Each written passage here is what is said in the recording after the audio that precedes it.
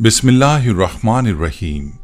तमाम तारीफ़ें अल्लाह के लिए हैं, वही नेक लोगों का वली है। मैं गवाही देता हूँ कि अल्लाह के सिवा कोई भी माबूद बरहक नहीं, वो यकता है, उसका कोई शरीक नहीं। और मैं ये भी गवाही देता हूँ कि हमारे नबी मोहम्मद सल्लल्लाहु अलैहि वसल्लम अल्लाह के बंदे और उसके रसूल हैं। या अल्लाह इन पर, इनकी आल और तमाम सहाबा किराम पर रहमतें, सलामती और बरकतें नाजिल फरमा। अस्सलाम वालेकुम इस्लामिक टीचर के प्यारे दोस्तों, मेरी बहनों और मेरे प्यारे भाइयों।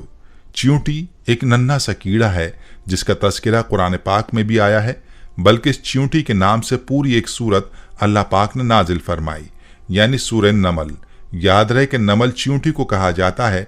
प्यारे भाइयों, जिस घर में चींटियां होती हैं तो उस घर के लोग उमूमन उन चींटियों की वजह से परेशान हो जाते हैं और तरह तरह के टोटके इसके लिए इस्तेमाल किए जाते हैं ताकि घर से चींटियों को भगाया जा सके। आज की वीडियो में मैं आपको उस घर के हवाले से एक अजीब हकीकत बताने जा रहा हूं जिस घर से चींटियां निकलना बंद नहीं होती। यह हकीकत जानने के बाद आपकी चींटियों के साथ जो दुश्मनी है वो खत्म हो जाएगी।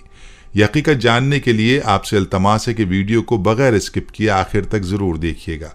प्यारे भाइयों, मैं आपको घर की हकीकत भी बताता हूं जिस घर में चींटियां निकलना बंद ना हो, लेकिन पहले आपको चींटी और हज़रत सुलेमान अलैहिस्सलाम का एक दिलचस्प वाक़या सुनाता हूं।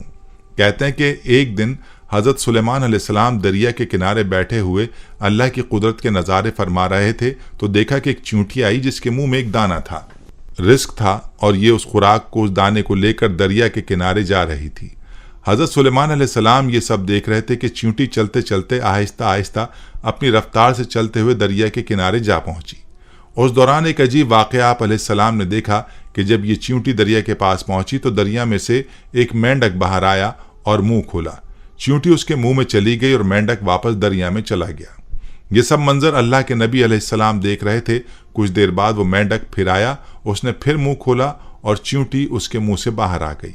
हज़रत सुलेमान अलैहिस्सलाम ने गौर किया तो एक फ़र्क महसूस हुआ कि इससे पहले चींटी जब मेंढक के मुंह में गई थी तो उसके मुंह में दाना था, एक रिस्क था जो अब उसके मुंह में नहीं है।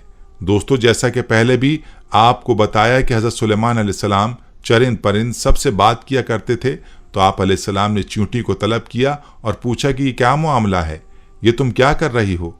अभी तुम मुंह में दाना लेकर मेंढक के मुंह में गई थी, तुम कहाँ गई थी? ये चींटी कहने लगी, ए पैगंबर खुदा, इस समंदर की गहराई में जाकर दूर एक पत्थर है, ये पत्थर अंदर से खाली है, उस पत्थर के अंदर एक कीड़ा रहता है।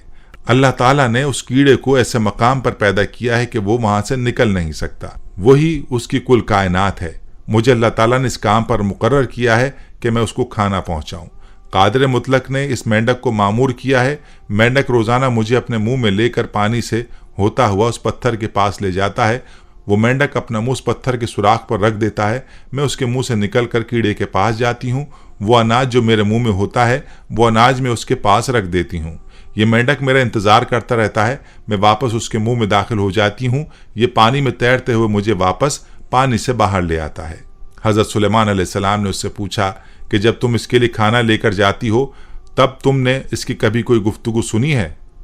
चींटी कहने लगी, हाँ, जब मैं उसके लिए खाना लेकर जाती हूँ तो हर रोज मैं उस कीड़े की गुफ्तगू सुनती हूँ। हज़रत सुलेमान अलैहिस्सलाम ने दरियाफ्त किया और फरमाया कि उसकी गुफ्तगू क्या है, वो कीड़ा क्या कहता है?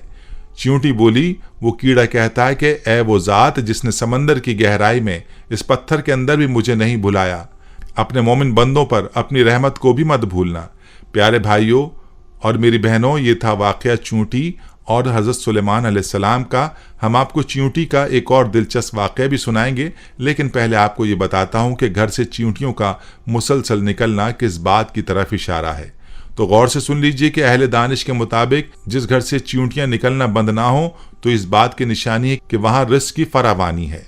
मेरी बहनें और मेरे भाई, अब खुद ही सोच लीजिए हमारे घरों में मौजूद चींटियाँ हमारे बारे में क्या बताती हैं। लेकिन अफसोस कि हम इनको भगाने के चक्कर में होते हैं। हमारी बहनें भी ऐसे टोटके तलाश कर रही होती हैं कि जिनसे चींटियां खत्म हो जाएं। तो खुदारा ऐसा मत कीजिए, अपने घरों से चींटियों को मत निकालिए। ये आपके घर के रिस्क की फरावानी की वजह से हैं और अपने हिस्से के रिस्क के लिए आपके घर में मौजूद होती हैं।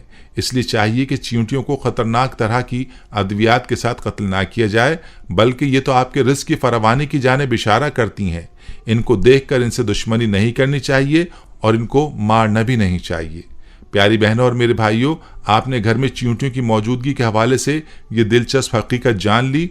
चलिए अब आपको हज़रत सुलेमान अलैहिस्सलाम के दौर की एक और चींटी का वाक़या भी सुनाते हैं कि जिसका तज़किरा अल्लाह रब्बुल इज़्ज़त ने कुरान पाक में फरमाया है।